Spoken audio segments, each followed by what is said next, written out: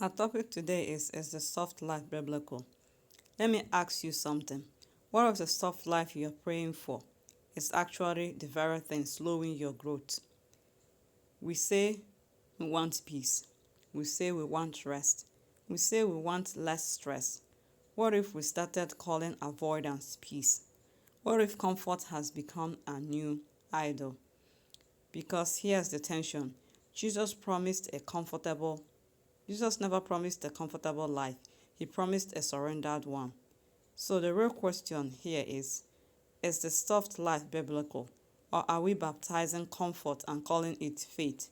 Stay with me because by the end of this message, you might realize the peace you are chasing looks very different from the peace God provides. Everyone's talking about ditching hustle culture. You've seen the soft life all over your feed, the anesthetic, personal, peaceful life, free from crushing weight of the 9 to 5 grind. We're being told to tread burnout for a life of ease and comfort. But what if the brand new trance is a distraction from God's true calling? Today, we're asking the question, is a soft life a divine blessing or is it a dangerous deception? The great burnout and the allure of ease. The idea of a soft life, a lifestyle emphasizing ease and reduced stress, sounds incredible, doesn't it? And it's trending for a reason. And it's a direct reaction to toxic hustle culture, the mindset that ties our worth to our productivity and tells us rest is for the weak. The glorification of overwork has left so many of us burnout, anxious, and spiritually empty.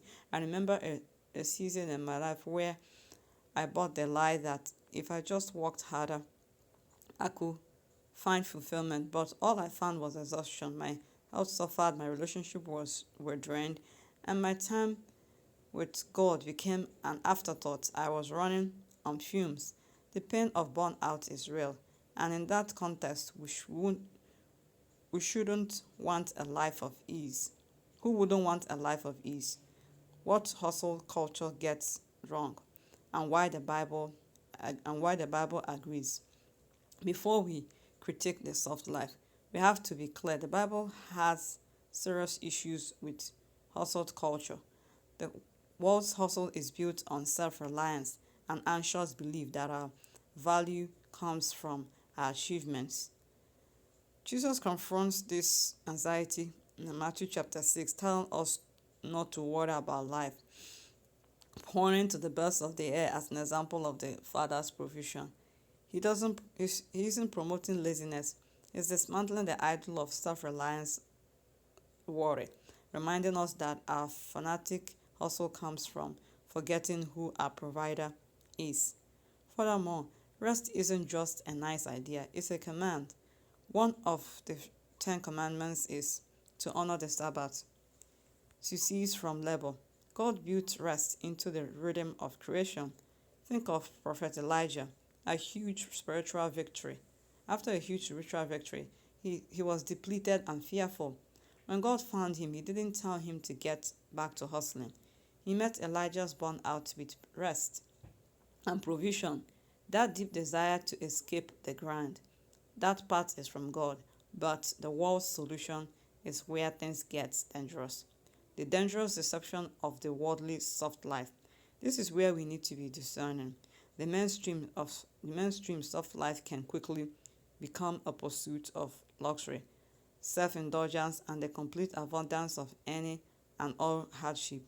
This is where it becomes dangerous, deception for the believer. James chapter 4 verse 4 warns us that friendship with the world is enmity with God. A life focused on materialism and self-gratification looks a lot like what the Bible calls the lust of the flesh, the lust of the eyes, and the pride of life. More than that, a life completely free of challenges is not what God promises. In fact, He promises the opposite. Jesus told His disciples they will face persecution. Apostle Peter wrote that we shouldn't be surprised by the fiery trials, but rejoice in sharing Christ's sufferings. The Bible teaches that hardship refines us, produces perseverance, and draws us closer to Christ. A life designed spiritual, a life A life designed to avoid all difficulty is a life that avoids spiritual growth. The temptation can this temptation can create a soft Christianity, a faith that wants the crown without the cross. The goal isn't to build a paradise on earth, but to walk with God through the storms with a peace the world can't understand. Ref- Redefining the soft life, the true biblical soft life. This brings us to a beautiful radical truth. The Bible does offer a soft life. It looks like nothing the world. It looks nothing like the world's version. It is found in Matthew chapter 11 verse 28 to 30, where Jesus says, "Come to me, all you who are labor and heavy laden, and I will give you rest. Take my yoke upon you and learn from me, for I am gentle and lowly in heart, and you will find rest for your souls. For my yoke is easy and my burden is light." Notice what he offers. He doesn't promise a life without a yoke, a life without responsibility. He offers an exchange. We are all yoked to something: the pressure to perform, the fear of failure, the approval of others. Jesus says, "Give me the exhausting yoke and take mine instead." And what if this yoke and what is his yoke like? He says it is easy. In Greek, this means well-fitting, kind, and gentle. The true biblical soft life is not a life without an effort, but a life where our work is done in partnership with Christ, with Jesus.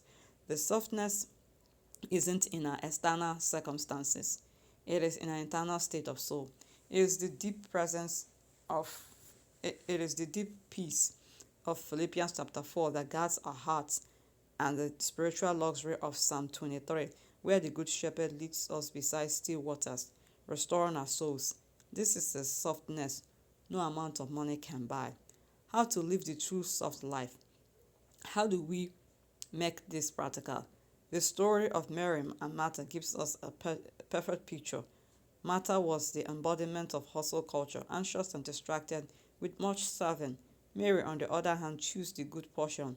She just sat at the feet of Jesus and listened. Mary's posture is the posture of a true soft life. It starts with prioritizing his presence over our productivity. This reframes self-care not as self-indulgence, but as stewardship. We rest so we can be restored for our service. Here are a few practical steps. First, intentionally practice Sabbath. Unplug from striving and dedicate time to rest and worship. Second, start your day in surrender before the to-do list. Sit at Jesus' feet in prayer and the word. Third, redefine a successful day. Was it busy or was it fruitful for the kingdom? Finally, practice gratitude, thanking God for his provision instead of anxiously striving for more. I'm curious, which trap do you fall into more often? Hustle culture or worldly soft life? Let me know in the comments below. The takeaway here is number one, peace. Biblical peace is internal, not circumstantial. The true peace isn't the absence of problems, it's the presence of Christ. John chapter 16 verse 33, "These things I have spoken to you, that in me you may have peace. In the world you have tribulation, but be of good cheer. I have overcome the world." Jesus promised peace. Be of good cheer, I have overcome the world. Jesus promised us peace.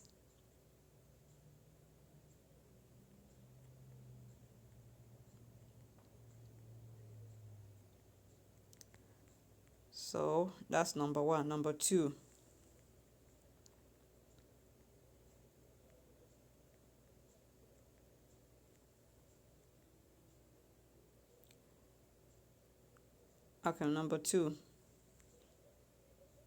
growth often comes through, though God uses pressure to produce maturity. Romans chapter 5 verse 3 to 4. "And now, not only that, but we also glory in tribulation, knowing that tribulation produces perseverance, and perseverance character, and character hope." Avoiding discomfort may mean avoiding growth. Number 4, biblical rest. Rest is biblical, but so is redefining. So is refining. God calls us to rest, but he also shapes us.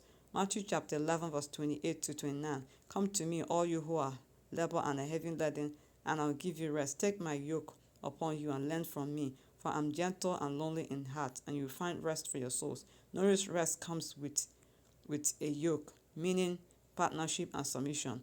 Number 5, protecting peace should not mean avoiding obedience. Sometimes obedience feels uncomfortable. James chapter 1 verse 2 says, but be ye doer of the word, and not hearers only, deceiving yourselves. We cannot claim peace while ignoring conviction. Number 6, God cares more about holiness than comfort. Comfort is temporary.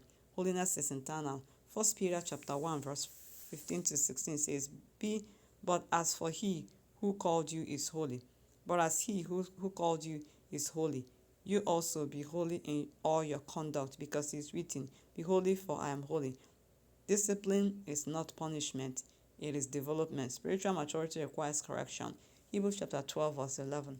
Now, no chastening seems to be joyful for the present, but painful. Nevertheless, afterwards it yields the peaceful fruit of righteousness to those who have been trained by it. Pain doesn't mean you are outside God's will.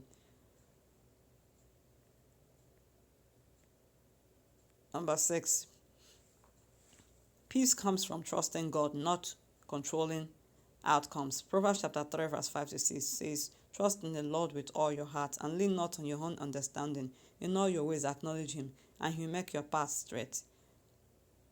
Number 7, the Christian life involves spiritual battle. The Bible never presents a passive, conflict-free faith. Ephesians chapter 6 verse 12. So we do not wrestle against flesh and blood, but against principalities, against powers, against against the rulers of the darkness of this age, against spiritual hosts of wickedness in the heavenly places. If you are in a battle, that doesn't mean you lack peace. It means you are in purpose. Number 8, commitment is biblical, entitlement is not. Peace is not the same as ease. Philippians chapter 4 verse 11 to 12. Now that I speak in regards to need, for I have learned in whatever state I am to be content. I know how to be abased, and I know how to abound everywhere and in everything. I have learned both to be full and to be hungry, both to abound and to suffer need. Paul learned contentment in difficulty. So God uses trials to refine faith. Refinement requires fire. 1 Peter chapter 1 verse 6 to 7. This is greatly rejoice. This you greatly rejoice, though now for a little while, if need be, you have been grieved by various trials, that the genuineness of your faith being much more precious than that. So, is soft life biblical? The answer is yes and no. If soft life means a life of materialism, ease, and avoiding all hardship, then no. That is a dangerous deception that leads to spiritual shallow life. But if you redefine it the way Jesus does, a life free from crushing weight of anxiety, striving, and sin, then absolutely yes. The true soft life is not a life without a burden, but a life where our burden is light because we are yoked to Christ. It's a life of deep spiritual peace found only in surrendering to him. The ultimate paradox here is that the most peaceful and restful and truly soft life you can live is a life fully surrendered to the Lordship of our Lord Jesus Christ. If this has resonated with you, please give it a like and subscribe for more conversation about living out our faith in today's culture. And don't forget to share this with someone searching for rest, for true rest. God bless you.